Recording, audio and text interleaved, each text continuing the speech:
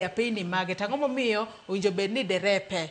kawo gi motegno kik kawo gi kako yoma giwach ni ma NTSA oseyango ni ka black spot kariembo kanyo nyaka bed motang'. Erokamano, aparo ni we akwonga wachi ni tijwa ok oruenyowa, wang'eyo tijwa kado ko thurano points ogolo mamit, lakini wakwonga dok ni tijwa ok oruenyowa, wang'eyo tijwa kendo watime maber, lakini kama yie kode ni road safety wawacho ni is a shared responsibility. En gima ng'ato ka ng'ato nyaka kas kore, nyaka ka ng'ato kas kore, mana kaka wawacho injili ni brighten the corner where you are. Mana ler ni kama intiere no obed maler e kaka road safety bende. Now on the question mipenjo mar black spots, Kenya ka wang'ayore modich ahinya en waluongo ni Northern Corridor. Number chiel Northern Corridor en wang'ayo mawuok Mombasa kachiko Nakuru odhi Kisumu odhi Busia kata odhi Eldoret odhi Malaba. Mano Northern Corridor, mane wang'ayo modich moingo yore te Kenya ka. Wang'ayore yo machielo bende en part of this Great North Road mawuok Namanga kadhi Moyale, nikech ahinya between Nairobi gi Nanyuki or Isiolo Mount Kenya, nikech en modhi Nanyuki, en modhi Nyeri, en modhi Embu, en modhi Meru. Mano part of Northern Great North Road. Maga chiel mag gin yore moko ma modich ahinya. Mano nyiso ni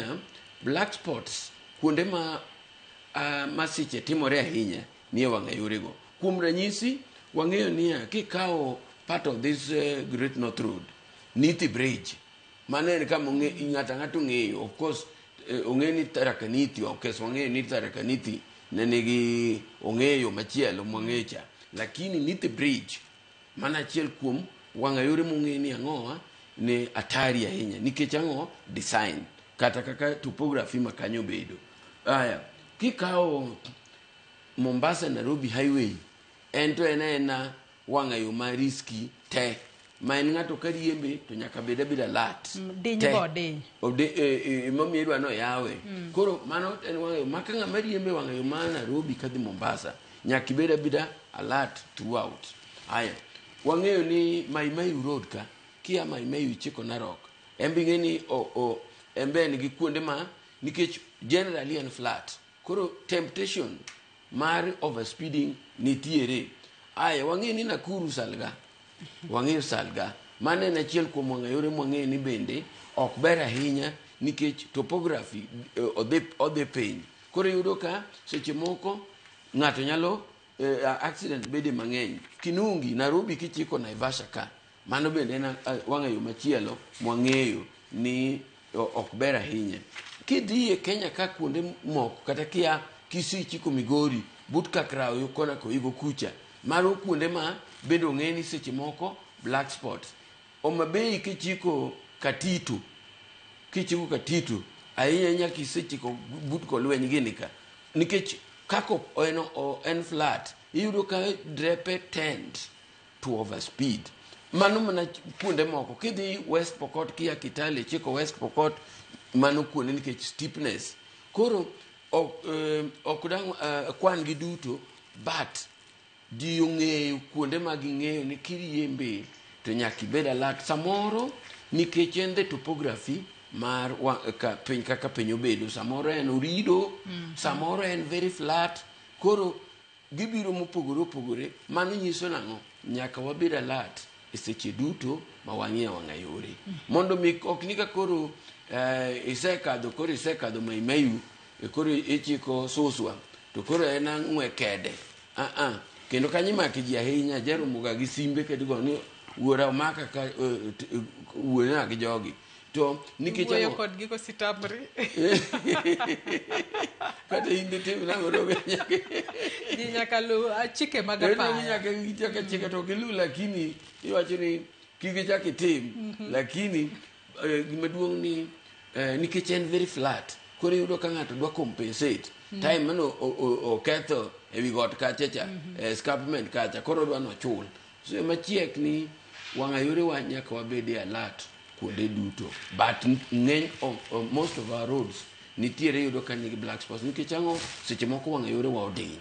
koro ma miyo ka kuonde ma dual carriage in fact kuonde ma wang'a yore dual iyudo ka accidents timie kuom ranyisi kikawo Thika Road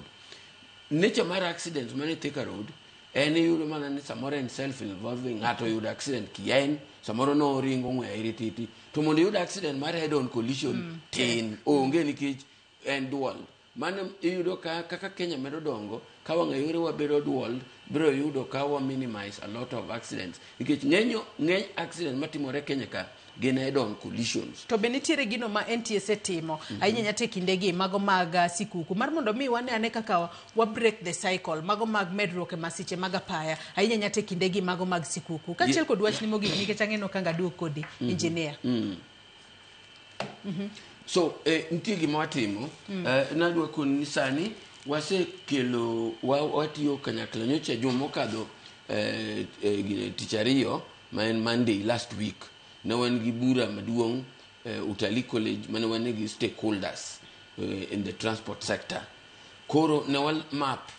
what to do a month mar festive season nyaka nyithindo dhi e sikul matin nyaka dwe mar ariyo kendo waseloso kaka wadhi bede wang'a yore gi kaachiel gi polise gi other stakeholders machalo speed limiter suppliers jo mamoko boda people matatu owners we are going to work together kendo what the timo kata wa offer kata free clinics